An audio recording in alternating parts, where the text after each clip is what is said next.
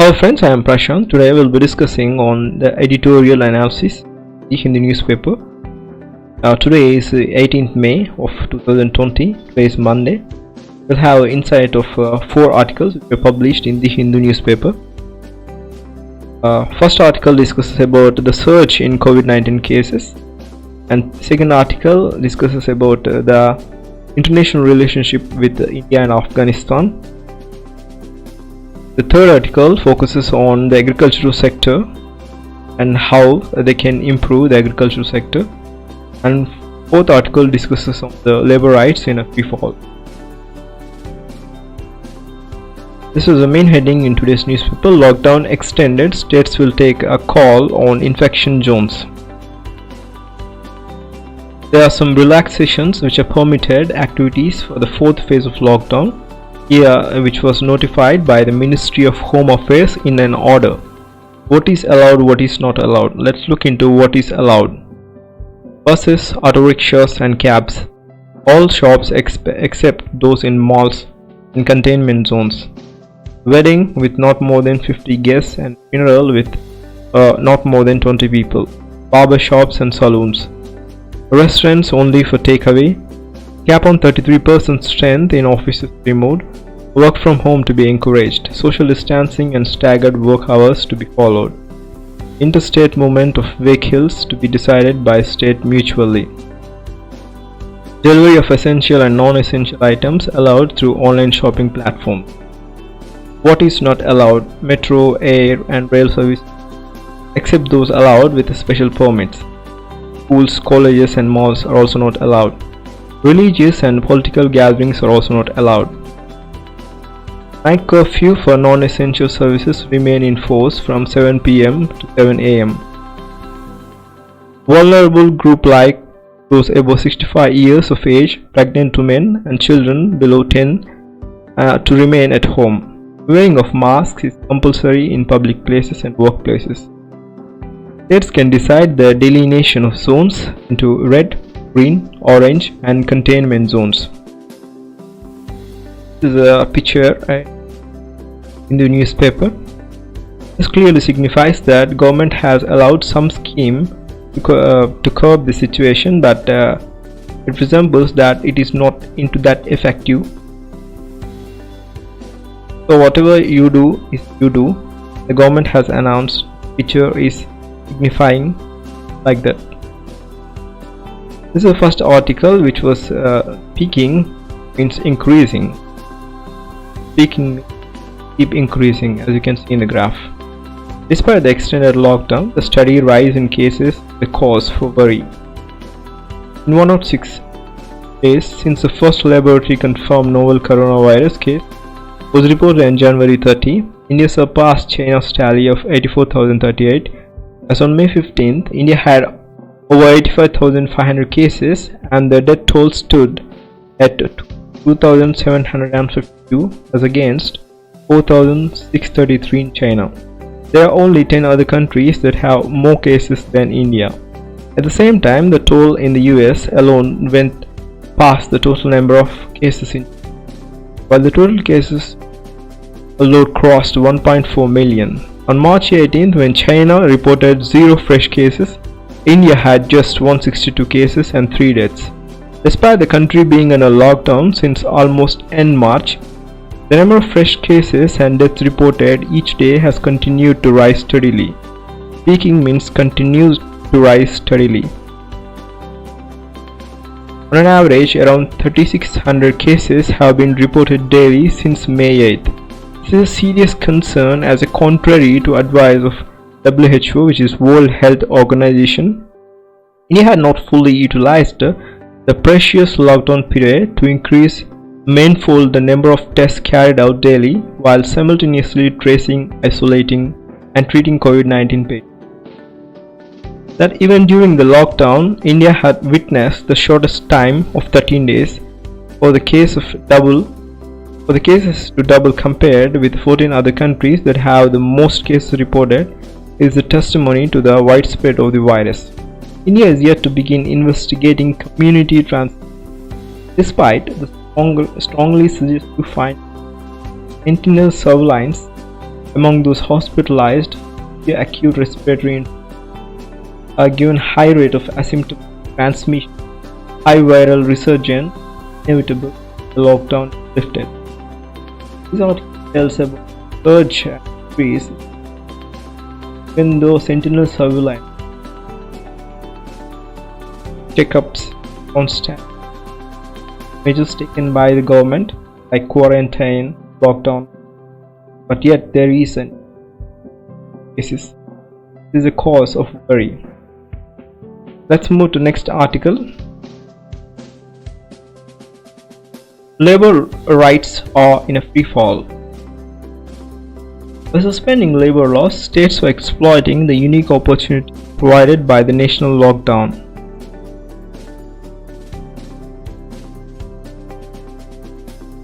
We can see the different shades in this labor rights from different states.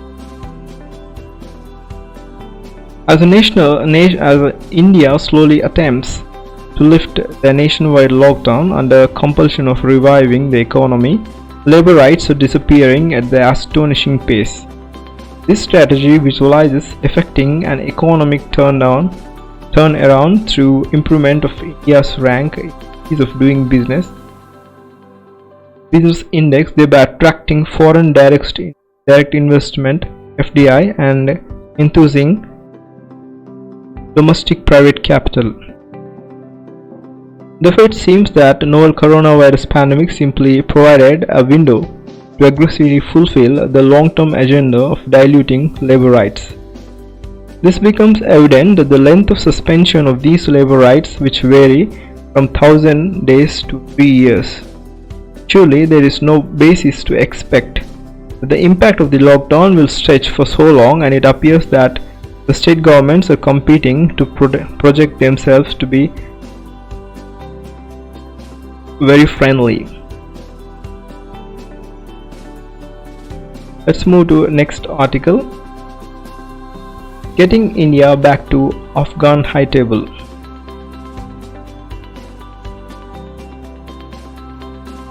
New Delhi's Afghan policy needs changes and must include open talking to Taliban and all other political groups.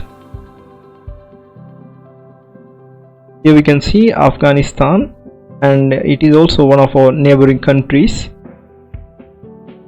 This article states that Prime Minister Modi congratulated Mr. Ghani for winning the elections in December 2019. At that stage, Afghanistan Election Commission had only announced the preliminary result, and most countries maintained a discreet silence. It took the Commission 2 months more to declare Mr. Ghani as a president-elect, a result that was rejected by Mr. Ghani's main rival, Abdullah. It led to 2 simultaneous swearing-ins. Both Mr. Ghani and Mr. Abdullah took oath as a president. The United Nations Secretariat organized a meeting on Afghanistan where it invited 6 current physical neighbors of Afghanistan: China, Pakistan, Iran, Turkmenistan, Uzbekistan, and Tajikistan. In addition, invitations were extended to United States, Russian governments. Obviously, Mr. Ghani did not condition his participation on India's incursion. He should have done so if only for the constructive role New Delhi had played in Afghanistan's reconstruction, since the Taliban were ousted from the country in 2001 to 2002 after 9/11 crisis. What truly cut India more to quick was the US going along with India's absence. In such situation, it is essential for India to have maintained its strong links with our Afghan government, but built and supported its traditional Afghan allies. Perhaps this was discreetly resumed, but also established open lines of communication with the Taliban.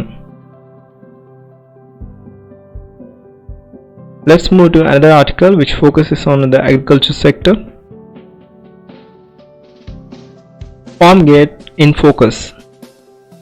Move to amend the Essential Commodities Act is fraught with risks. The central objective using the COVID-19 crisis to assure the Atmanirbhar Bharat, which saw the Finance Minister Nirmala Sitharaman focus Friday's tranche of announcement on farm sector reforms. Centerpiece of 1 lakh crore fund to finance agriculture infrastructure projects. Given that the lack of adequate cold storage facility continues to extract a high piece on farmers and agrarian economy by the way of post-harvest losses, especially in perishable, the targeted outlay in a welcome step. This decision to channel the funds to agricultural cooperatives, farmer producer organizations, rural entrepreneurs and startups is also encouraging as it lays onus of creating an opportunity in the appropriate infrastructure. The minister also unveiled a 10,000 crore scheme to promote the formalization of the micro food enterprise. The goal was to assist unorganized enterprise in scaling up the food safety standards to earn the product certification and build brand value. The package, though, may be more beneficial in longer terms than providing any immediate relief from the lockdown in the rural hinterland. Crucially, the minister also announced 3 reforms proposals that are aimed at enabling better price realization for farmers, removing restrictions and facilitating enhanced marketing freedom. These include amendments in 1955 Vintage Essential Commodities Act that would effectively hollow out the legislation by deregulating pells, pulses, oilseeds, edible oils, onions and potato. While the Economic Survey in January protecting consumers from irrational volatility in the price of essentials by taming down on black marketers and hoarders. While the Act provisions do have scope for an overzealous bureaucracy to harass even an honest exporter who may have paid for fair price to the farmers and stock produce for shipment overseas. Total deregulation for food grain is fraught with the risk of the future inflationary food prices spikes.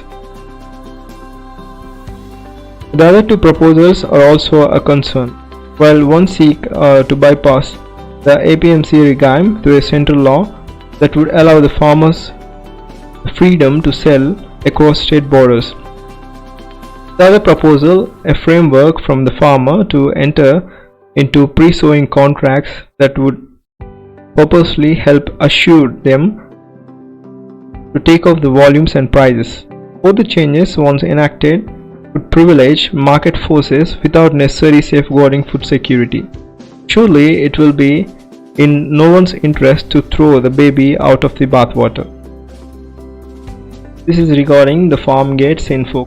This article discusses about the leftovers which were in the harvest, how they are used, how they can be stored up in cooling places and how they can be brought up into the market. And that's it for today.